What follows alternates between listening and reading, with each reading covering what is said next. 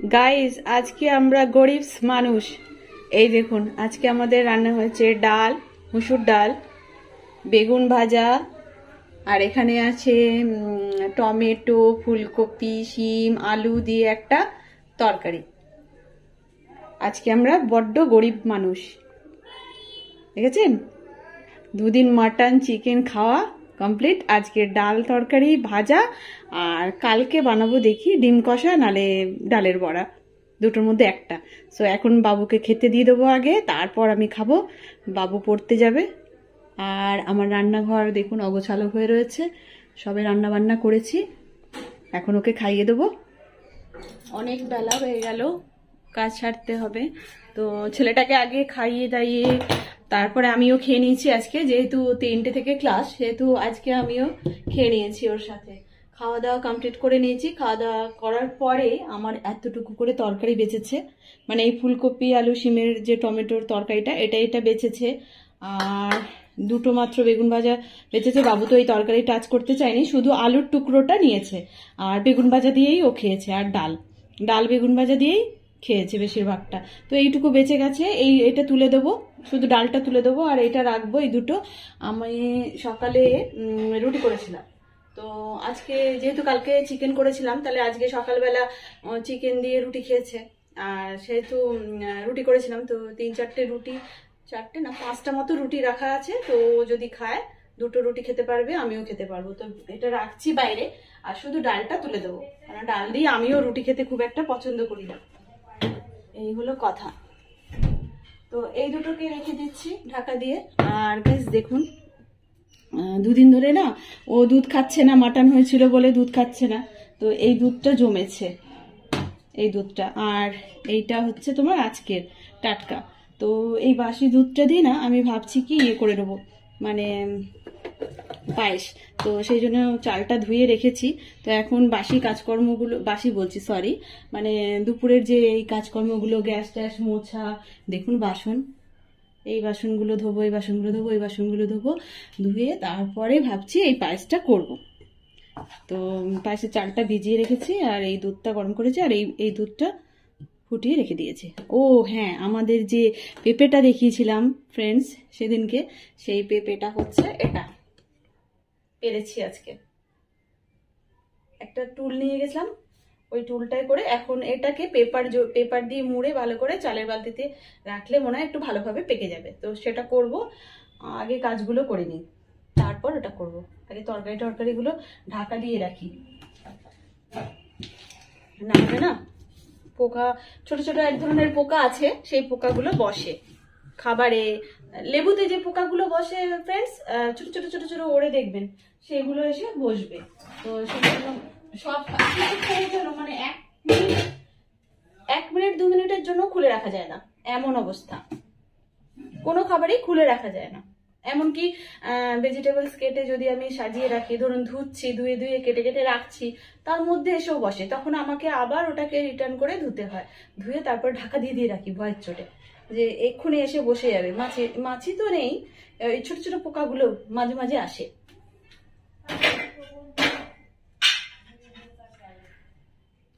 পেঁপেটাকে এবারে পেপারের মধ্যে মুড়ে, আর চালের যে আমার একটা ড্রাম মতো আছে ওর মধ্যে রেখে দেবো, তাহলে নাকি খুব তাড়াতাড়ি পেকে যাবে, আরো পেকে যাবে। মানে এটা তো একটু হলুদ রংটা ধরেছে জাস্ট, পুরো ফুল পাকেনি, ভিতরে কাঁচা।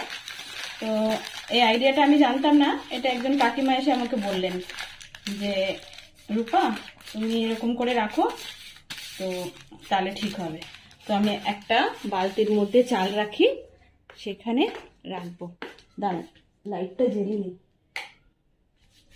খুব তাড়াতাড়ি অন্ধকার হয়ে যায় না। ওই হাত থেকে পড়ে গেল, হাতে না জোর নেই। এই যে এইটার মধ্যে আমি চাল রাখি, এখানে রেখে দেবো।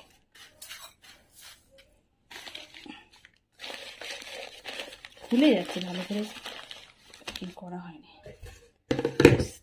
2-3 দিন রাখবো, কি 2 দিন রাখবো, তারপর চেক করতে থাকবো যে হয়েছে কিনা। সো এখন বাজে হচ্ছে আপনার 4টে 10 হতে যাচ্ছে, 4:10, ঠিক আছে। আর বাড়ি ঘরদোর ফাঁকা একদম। সোনাই বাড়িতে নেই, সোনাই গেছে পড়তে। এই ঘরটাও ফাঁকা, কিন্তু ঘরদোরটা গুছিয়ে নিয়েছি ঝপাঝপ, কারণ বাবু যখন পড়তে যায় তখন এলোথেলো হয়ে যায় একটু। আর তারপর আমি গুছিয়ে নিই, সব গুছিয়ে নিয়েছি। দেখুন সব বাইরে যেটুকু জামা কাপড় ছিল সেটুকু এনে মেলে দিয়েছি। ব্যাস, এবার বাবু আসলে গেটটা খুলবো। আর চলুন, আমি এখন পায়েস বানাবো। পায়েসের দুধটা নেবো আগে, তারপর চালটা ধুয়ে রেডি করে রেখেছিলাম। সকালেই ভেবেছিলাম করে নেবো, কিন্তু রান্না বান্নার প্রেসারে আর ভাবলাম কি তরকারি কুটলাম তো অতগুলো, ফুলকপি, শিম, বেগুন ভাজার জন্য, টমেটো, এগুলো কুটতে আমার না অনেকটা টাইম লাগে, কারণ আমি খুব তার ফাস্ট কাজ করতে পারি না কোটাকুটিটা। তো ভয়ে ভয়ে কুটি আর কি, যে হাত কেটে যাবে বা কিছু। জামাটা গুটিয়েছিলাম বাসন ধোয়ার সময়, কারণ এগুলো ভিজে যাচ্ছিল, ওই জন্য গুটিয়ে নিয়েছিলাম। তো খুব তাড়াতাড়ি কুটতে পারি না, তো কুটতে অনেকটা টাইম লাগে বলে আমি কি করেছি, ওইগুলো কুটেছি, চাল ফাল ধুয়ে ডাল করেছি, তাই বললাম কি এর মধ্যেই করে নেবো ভেবেছিলাম, কিন্তু সেটা আর পসিবল হলো না। এলাম থাক, ওটা বিকেলে কাজকর্ম সেরে নেবো, তখন করব। দেখুন ফ্রেন্ডস, আমি সব কাজকর্ম কমপ্লিট করে নিয়েছি, বাসন কুসন ধুয়ে নিয়েছি, গ্যাস পরিষ্কার করেছি, সিঙ্ক পরিষ্কার করে নিয়েছি, গ্যাস পরিষ্কার করে নিয়েছি। এবার গ্যাসের প্লেটগুলোকে বসাবো।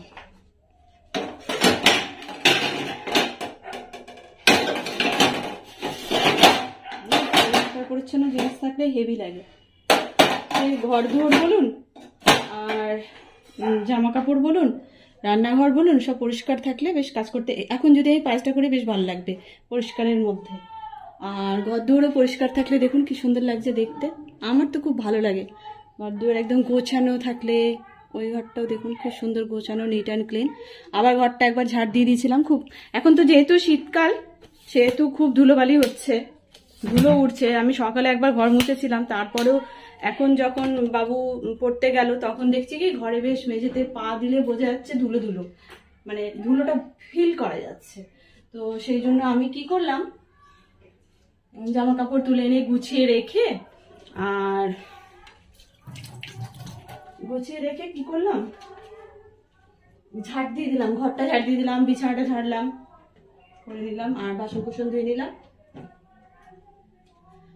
হাতটা ধুয়ে নিলাম। বড় গ্যাসটাতেই বসাবো পায়েসটা করে। পায়েস খেতে শোনাই একদম পছন্দ করে না।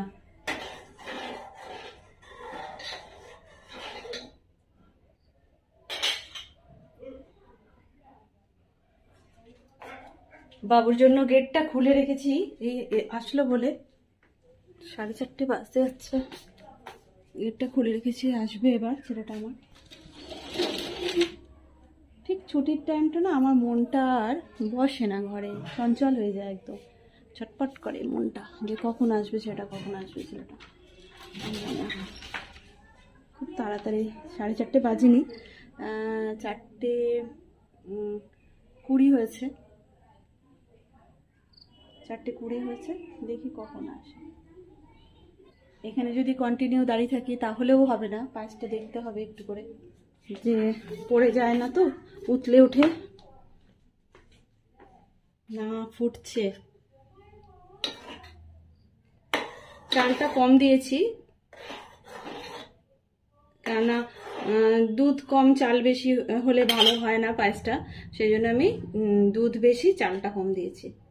হোক, গ্যাসটা অফ করে দিয়ে চলে এসেছি ফ্রেন্ডস, কেননা মনটা ছটফট করছে, কারণ 4:30 বাজে, বাবু এবার আসবে।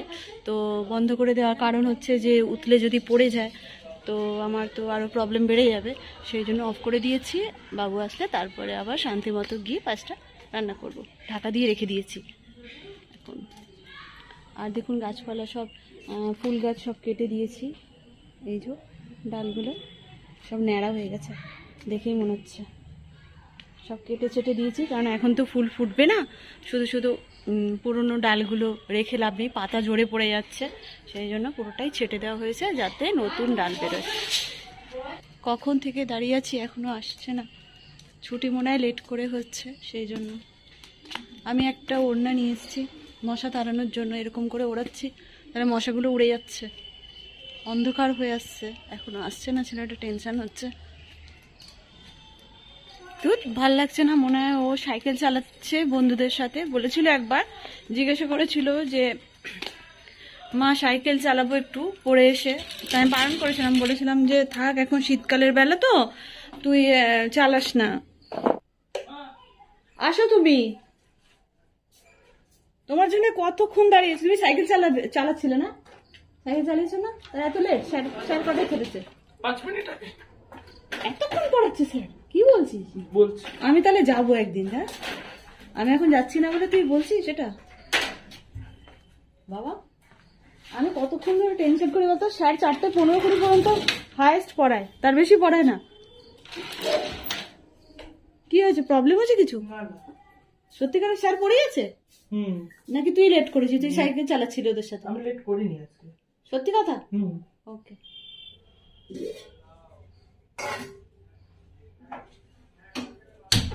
আমি গ্যাসটা নিভিয়ে দিয়েছিলাম যাতে বাইরে দাঁড়াতে পারি। বাইরে দাঁড়াতে যাবো তখন দেখবো এটা পড়ে গেছে, উঠলে, বুঝলি? ও গিয়েছিল আজকে স্কুলে, তাই না? এতক্ষণ কিন্তু আমার পায়েসটা কখন হয়ে যেত, যতক্ষণ আমি দাঁড়িয়ে আছি ওখানে আমাকে মশা টিকতে দিচ্ছে না, পায়ে এত কামড়াচ্ছে। তারপর আমি বাধ্য হয়ে এসে আবার একটা ওড়না নিয়ে গেলাম, গিয়ে দাঁড়ালাম। আমার না টেনশন হচ্ছিল খুব। আমি বলছি কি ব্যাপার, এতক্ষণ তো স্যার পড়ায় না।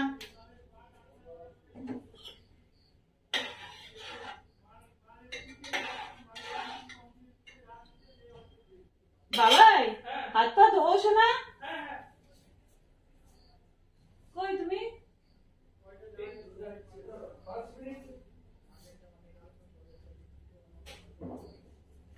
বাবু পায়েস হয়ে গেছে, দেবো একটু তোকে বাড়িতে ঠান্ডা করতে? একটু ঠান্ডা করতে দিই, হয়ে গেছে। এখন তো খাবি না, ঠান্ডা হোক পরে খাবি। বাটিতে দেবো কি? দেবো বাটিতে? দেবো না? পায়েস পছন্দই করে না ছেলেটা। তাহলে তুই পায়েস যদি খাস, এত সুন্দর, দেখ কি সুন্দর বানিয়েছি। বাটিতে দেবো? এই বাটিতে দেবো না, ভালো বাটিতে দিই। একটু পায়েস খেয়ে দেখ, ভালো হয়েছে। আমি এই দুধটা এত গাঢ় না, তোকে কি বলবো। কেন বলতো, 2-3 দিনের দুধ একসাথে হয়েছে তো, বেশ গাঢ় ছিল। ঠান্ডা হলে দেখবি একটু জমে যাবে।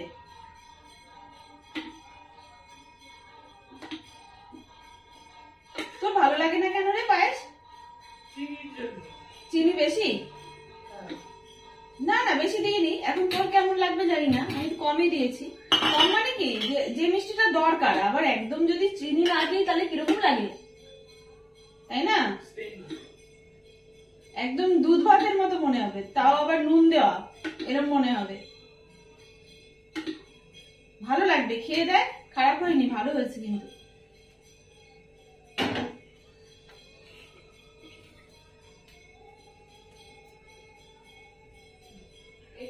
কম করে দিয়েছি, তারা চামচ দিচ্ছি। ওই গোল বাটিটা তোর, একটা চামচ দিচ্ছি, খা।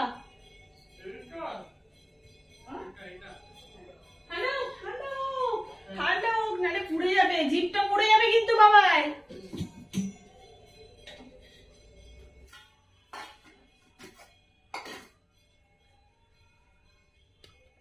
পায়েসটা তো হয়ে গেছে, আর যেটুকু কাজ আছে পরে করব।